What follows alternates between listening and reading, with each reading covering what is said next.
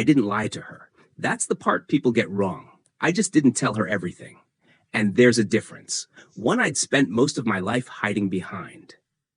She met the version of me that worked. The one that showed up on time, paid his bills, kept his voice steady. The version that looked reliable from the outside. That's the version people trust. We met on a Tuesday. Not romantic. Not memorable. A work thing that wasn't supposed to turn into anything else. I remember thinking she wouldn't last 10 minutes in my life. I was wrong about that. Her name was Claire. She didn't try to impress me. That should have been my first warning. We talked about small things. Traffic. Deadlines. How everyone was tired, but no one ever said why. She laughed in a quiet way, like she wasn't trying to take up space. That stayed with me longer than it should have. I didn't ask for her number. She gave it to me anyway. Wrote it down slowly, like she wasn't afraid of being obvious. Call if you want, she said. No pressure. Pressure was the one thing I understood. I waited 3 days. Not because I was busy, because I didn't want it too much. Our first real conversation happened in my car, hands on the wheel, phone on speaker. I liked that I didn't have to look at her. It made honesty easier, or at least easier to control. She asked questions, not aggressive ones, real ones. What does your week actually feel like? When was the last time you rested? No one had asked me things like that before, not without wanting something in return. I told her enough to sound human, not enough to sound exposed. She listened like it mattered. That was new. We started seeing each other slowly. Coffee, walks, evenings that ended before they got too quiet. I liked that she didn't rush me. I liked it more than I admitted.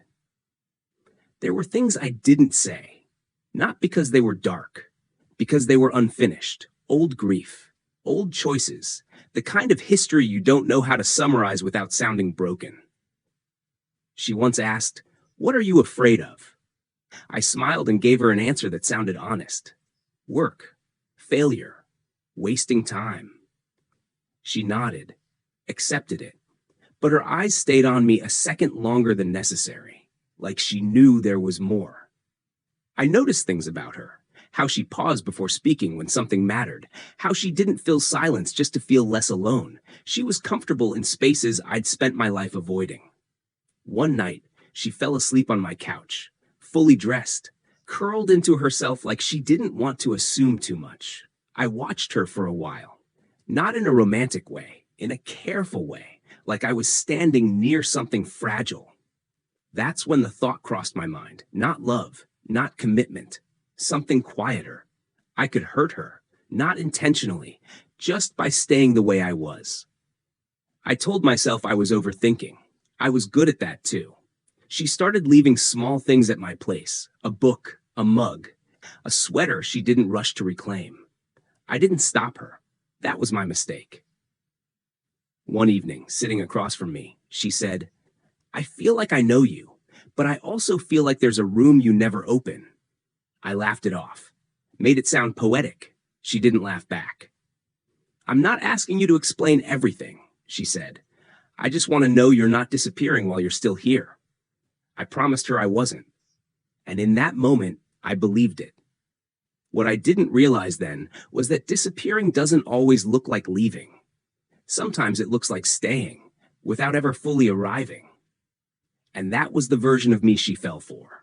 The one that functioned all at once, not the one that's the part no one warns you about. There was no argument you could point to, no slammed door, no line crossed so clearly it demanded action, just a quiet accumulation. Claire stayed consistent. That alone should have scared me more than it did. She showed up when she said she would, texted when she said she would, asked questions she actually wanted answers to. I matched her effort on paper, schedules aligned, plans made, time spent, emotion deferred. I told myself I was protecting something, my independence, my focus, my future. What I was really protecting was the version of myself that never had to explain why he felt empty. She noticed the patterns before I did, how I changed when conversations got personal, how I redirected when silence stretched too long, how I became efficient instead of present. One night, we were cooking dinner together. Nothing special, pasta, music low in the background. She asked casually, "Do you ever think about who you'd be if you didn't have to be strong all the time?" I laughed. Again, that reflex was getting tired. "I don't know how to be anything else," I said. It was the closest I'd come to honesty in weeks. She didn't respond right away, just stirred the sauce, slower now. "You know," she said finally, "I'm not asking you to fall apart. I'm asking you to let me see you." That felt like too much. Not because she was wrong, because she was right. I started pulling back in small ways, answering texts later, scheduling things further out, keeping evenings open even when they weren't. I told myself I needed space. She felt the distance immediately. "You're here," she said one night, "but you feel elsewhere." I wanted to deny it. Instead, I said nothing. Silence can be its own answer. She didn't push. That hurt more than if she had. She adjusted, matched my distance with grace. I mistook that for understanding. It was preparation. There were moments I almost opened up. Late nights, her head on my shoulder. The room quiet enough to feel dangerous. I'd feel it rising. The weight of things I never said out loud. And then I'd swallow it. Tell a joke. Change the subject. Stand up and clean something that didn't need cleaning. She watched me do it once. Didn't stop me. Just said softly, "You don't trust that I'll stay if you show me everything." I froze, because she hadn't accused me. She'd named me. "I'm still here," she added, "but I can't keep guessing." That sentence followed me for days. I thought about my past more than I wanted to. The relationships that ended quietly. The women who said I was kind but distant, reliable but unreachable. I'd always blamed timing or incompatibility, never myself. One evening, she told me she'd been offered a job in another city. Not dramatic, just a fact. "I haven't decided yet," she said. I nodded, asked practical questions, didn't ask the one that mattered. That night, lying next to her, I realized something. If she left, I'd survive. That wasn't the relief I expected. It was the problem. A week later, she sat across from me, hands folded. "I need to know something," she said. "Are you moving toward me, or just comfortable with me here?" I opened my mouth, closed it, opened it again, and said something safe, something vague, something that didn't cost me anything. Her shoulders dropped slightly, like she'd been holding something up by herself for too long. "I don't think you're incapable of love," she said. "I think you're afraid of what it would ask of you." I wanted to argue, but I couldn't. She stood up, picked up her sweater, not angry, just resolved. "I'm not leaving because you're broken," she said. "I'm leaving because you're not willing." That landed harder than any accusation.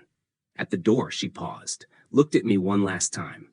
"You don't have to change," she said, "but I can't keep waiting for a version of you that never shows up." And then she was gone. The apartment felt the same. That's what scared me. I sat there for a long time, staring at nothing, realizing something too late. She hadn't asked me to be more. She'd asked me to be real. And for the first time, I wondered if the version of me that worked was the same version that would end up alone. That was the most unsettling part.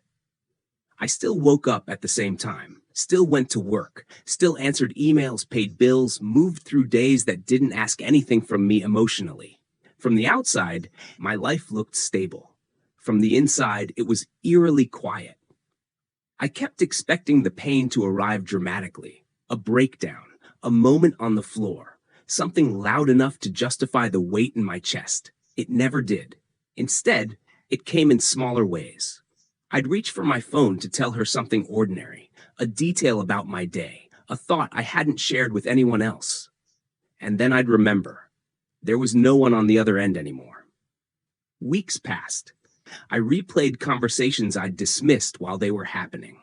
Her questions, her pauses, the way she watched me when I avoided answering. She hadn't been impatient. She'd been hopeful. And hope, I realized too late, is exhausting when you're carrying it alone. One night, I found a note she'd left behind. Not intentional, just a piece of paper folded into a book she'd been reading. It wasn't dramatic, just a line she'd written to herself. If he ever lets himself be known, it won't be because I waited. I sat with that sentence longer than I want to admit. I thought about how often I confused control with strength, how I believed being unaffected meant being mature, how silence had protected me from rejection, but also from connection. I started noticing patterns everywhere. Men like me at work, calm, competent, emotionally unavailable under the disguise of professionalism. We respected each other. We never really knew each other. I realized something uncomfortable. I hadn't lost her because I didn't care. I lost her because caring quietly isn't the same as caring openly. There was no moment where I decided to change, no speech to myself, just a slow understanding that the life I'd built only worked as long as no one needed me deeply. I thought about reaching out, not to fix anything, just to say the things I never said. But some realizations arrived too late to be shared. And maybe that's their final lesson. Months later, I caught myself answering a question honestly. A simple one. How are you really doing? The truth came out before I could filter it. And for the first time, it didn't feel dangerous. It felt relieving. I'm not suddenly different now. I don't overshare. I don't spill my emotions everywhere, but I no longer disappear when it matters. Sometimes, late at night, I think of her, not with regret exactly, with clarity. She didn't leave because I failed. She left because she refused to keep shrinking beside my silence. If she ever knew one thing, just one, I'd want her to know this. She wasn't asking for too much. I was offering too little and calling it strength. Some men lose people. Others lose the chance to be known. I lost both, but I didn't lose the lesson. And now, when silence shows up, I don't hide behind it anymore. I listen to what it's trying to tell me, because silence isn't empty. It's honest. And eventually, it tells the truth, whether you're ready to hear it or not.